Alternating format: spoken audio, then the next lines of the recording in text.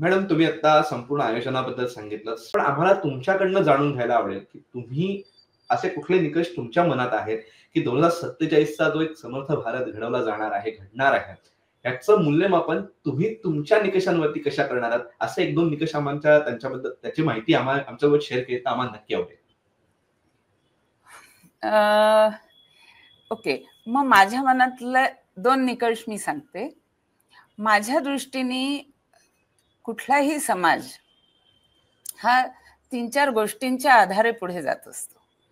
त्यातलं पहिलं म्हणजे सत्य, दुसरं म्हणजे ज्ञान, तिसरं म्हणजे पराक्रम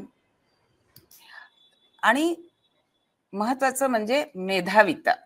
आपल्यामध्ये पुढले अनुसंधान करण्याची एक तेजस्विता किंवा ती मेधा असली पाहिजे.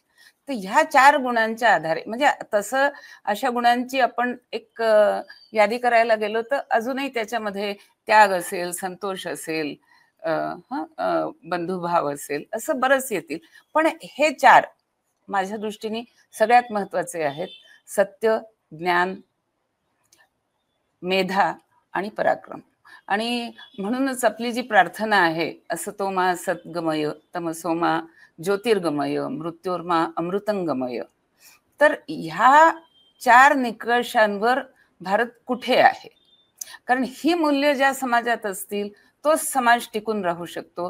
ही मूल्य ज्या समाजात नसतील तो समाज आज न उद्या त्याचं, म्हणजे ज्याला आपण डिसइंटिग्रेशन म्हणतो, ते नक्की होणार असतं.